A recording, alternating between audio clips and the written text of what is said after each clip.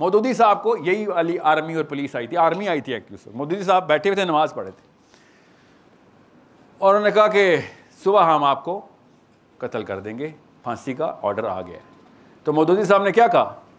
मौदूदी साहब ने कहा आप नहीं, अल्लाह मारते होते हैं, पहले तो कॉन्सेप्ट दुरुस्त करो, आ ही गए हो तो सीख लो।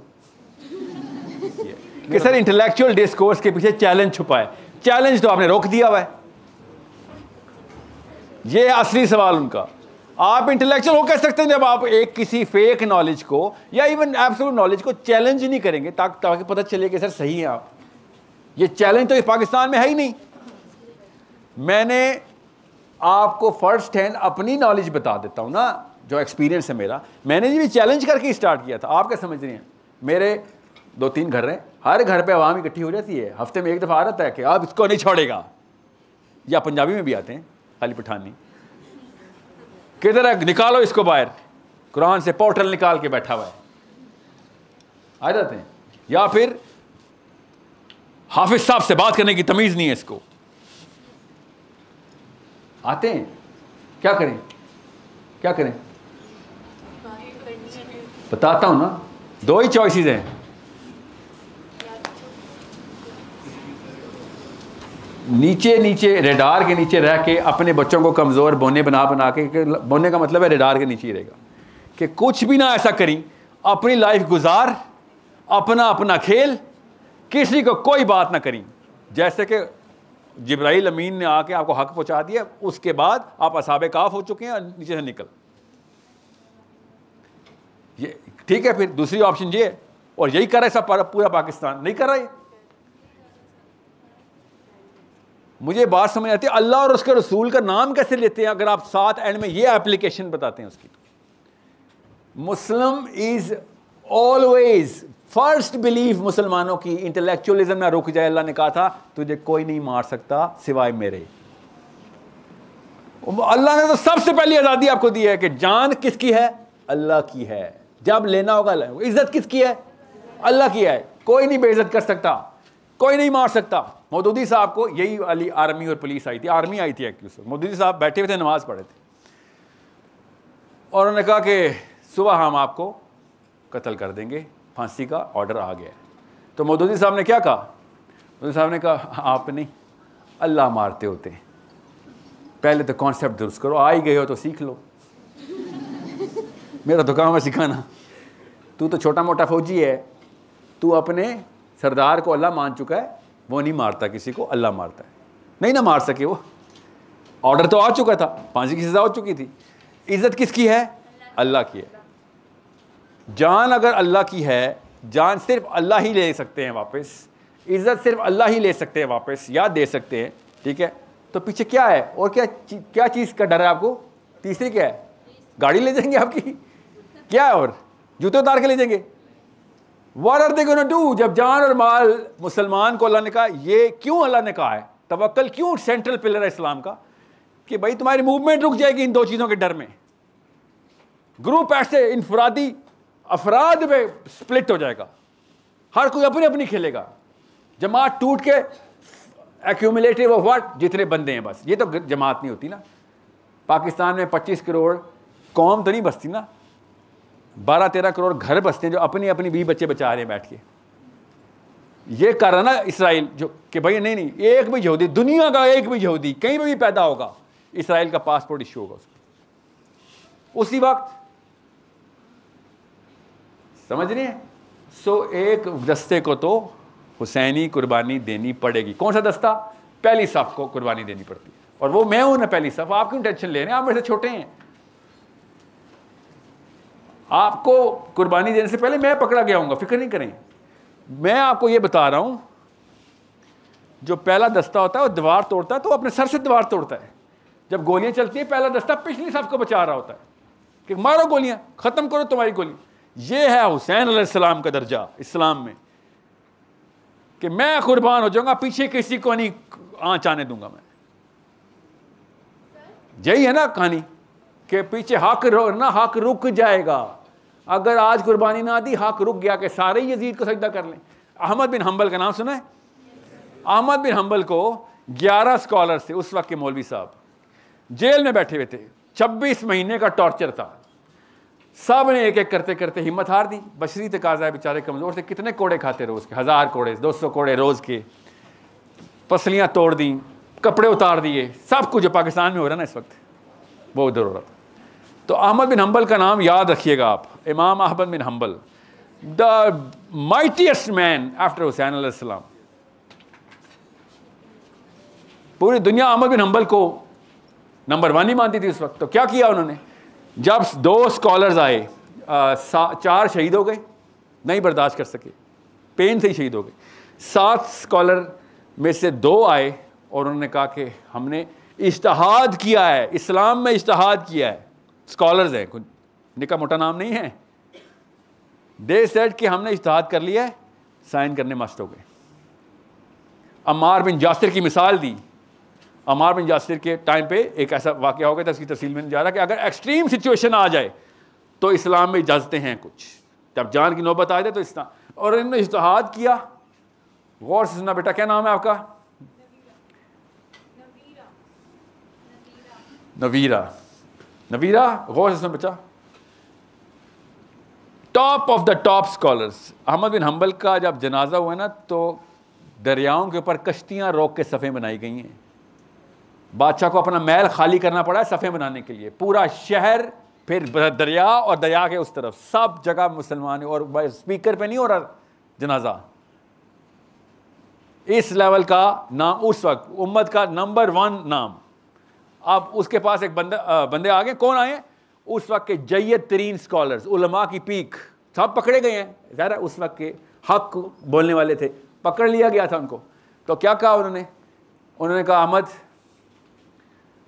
ये इज्तिहाद हुआ है, हम साइन कर रहे हैं गवर्नमेंट के इस फतवे के ऊपर। गवर्नमेंट कह रही थी मान लो, हक ना हक को मान लो। मैं उसकी तफसील में नहीं जा रहा कि मुतज़ल्ला ने क्या कहा था, कुरान मखलूक के तख्लीक पढ़िएगा। अहमद बिन हम्बल ने उनको एक जुमला बोला, और boys make sure you understand that, लड़की को ना मेरे जाने के बाद सबसे पहला बहाना मिलेगा, चल चल तू तो आदमी है, बातें करनी आसान होती हैं, तू बहाना किस दिन लड़की तुझे बताएंगे, बहाना आएगा आपके पास ये बहाना नहीं मैं आने दूंगा। अहमद बिन हम्बल अल्लाह ताला ने एक नहीं पैदा किए होते, हर दौर में होता है, ताकि लोगों को पता चल सके कि भाई ये किताबी बातें नहीं की जा सकती हैं। अहमद बिन हम्बल ने कहा क्या कर रहे हो, साइन कर रहे हो, अल्लाह ताला आपको जज़ाए खैर दे, बिल्कुल ठीक कर रहे हो, इजाज़त है, इज्तिहाद दुरुस्त है आपका, छोटे मोटे स्कॉलर नहीं आप, मगर मैं नहीं साइन कर सकता। जैसे क्यों भाई, आप पे नहीं इज्तिहाद लगता, आप पे इस्लाम के रूल नहीं कहते? नहीं, वक्त के इमाम पे नहीं होते। लोग मुझे इमाम डिक्लेयर कर चुके, इमाम तकिया नहीं कर सकते, इसको जान देनी पड़ेगी, इमाम को जान देनी पड़ेगी, वरना अगर इमाम भी तकिया करके कॉम्प्रोमाइज़ कर दिया तो हर बच्चे को उसने दे दिया कि हक पे कॉम्प्रोमाइज़ भी अलाउ है। इमाम की ये रिस्पॉन्सिबिलिटी होती है क्या, to die, if it comes to it you have to die. ऐसे नहीं कोई इमाम बनता। इमाम अहमद बिन हम्बल ने ये कोई CSS का एग्जाम देख के तो नहीं इमाम बने थे ना, अल्लाह बनाता है ना, लोग आपको मानना शुरू कर देते हैं, अल्लाह ने बनाया ना, आपकी क्रेडिबिलिटी होती है, आपका कोर चमकता है, लोग पीछे किसी का फतवा लेंगे नहीं, आपका लेंगे। इस लेवल का इमाम है इमाम Ahmad bin humble. And he said मैं वक्त का इमाम हूँ भाई, मैं तो इस पे कॉम्प्रोमाइज आप करें, और मेरी तरफ से ना सिर्फ इजाज़त है बल्कि आई इंसिस्ट कि आप लोग करें, अपनी जानें बचाएं। आपको वो पेडेस्टल नहीं दिया अल्लाह ने जो मुझे दे दिया हुआ है, मेरी जान जानी अब मस्ट हुई भी है। ये होते हैं लीडर जो जान देने के बहाने सोचते हैं, जान बचाने के नहीं, जान देने का इस्तेमाल करते हैं, जान बचाने का नहीं, क्योंकि उनको पता था लीडरशिप का मतलब ही है कि पहला दस्ता तू है, तू नहीं मरेगा तो पीछे सारे के सारे मर जाएंगे, जान बच जाएगी, हक मर जाएगा। So it's easy, no, you know why it's not easy. और मोटिवेशनल लेक्चर के थ्रू तो फिर भी आपको जज्बा आ जाएगा। मसला ये इस रूम के उस तरफ जो आंधी चल रही है वो पता किस चीज़ की है कि भैया ये भी एक वर्जन है, एक और वर्जन भी है, इस Sahil Adeem's opinion, and that's the problem I am trying to solve here. कि भैया आप अहमद बिन हम्बल बने ना बने वो तो अल्लाह का काम है, किसको किस काम के लिए चुनना है। आपने हर वर्जन चैलेंज करना शुरू कर देना है कि I need the truth, I need to convey this truth to the farthest possible disciple of Muhammad waiting. किसी और मजहब का हो, क्या पता वो वेट कर रहा है, वो भी तलाशी है, और मैंने उसको जाकर सुनाना है। मगर बात वही है, वो पठान ने इंडिया की वॉर में हिंदू को पकड़ लिया, सीने पर चढ़ कहता चल कलमा पढ़। तो हिंदू ने कहा खान साहब जीत गया, बताएं पढ़ता हूँ कलमा। तो खान ने कहा तो पढ़ ना। फिर कहते सर मुझे क्या, मैं हिंदू हूँ, मुझे क्या पता कलमा क्या होता है, आप पढ़े मैं पीछे दोहरा देता हूँ। तो खान साहब ने कहा रुक भाई, कलमा पढ़ना तो मुझे भी नहीं आता। ये हमारे मुसलमानों के हालात हैं कि लोगों को इस्लाम अल्लाह का लॉकेट पहना हुआ है। नरीन, जॉन और समैंथा ही आगे बताएंगे इस्लाम, वो पढ़ के आते हैं ना, हम तो पढ़ ही नहीं रहे। उस दिन एक कादियानी डिबेट हो रही थी और मुसलमान स्कॉलर का बेटा बैठा हुआ है, और मशहूर नहीं है इसलिए छोड़ दें।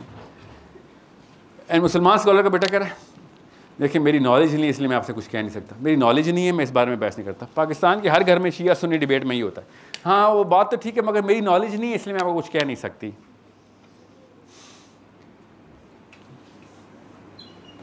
नॉलेज नहीं है तो उसकी बात मानो। फिर लानत है ऐसे मुसलमान में से नॉलेज ही नहीं है, क्या किस लिए आए दुनिया में? तुम्हारे ऊपर एक ऐसा बंदा नाफिज कर दिया गया है जो तुम्हें पता है गलत है, इसलिए कि आपकी नॉलेज नहीं है। आज तक अल्लाह ताला ने कुरान पाक पे 1 रुपया नहीं लगने दिया,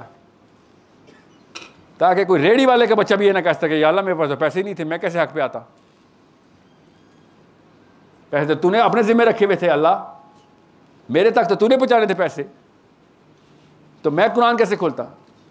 और क़यामत तक कुरान फ्री रहेगा।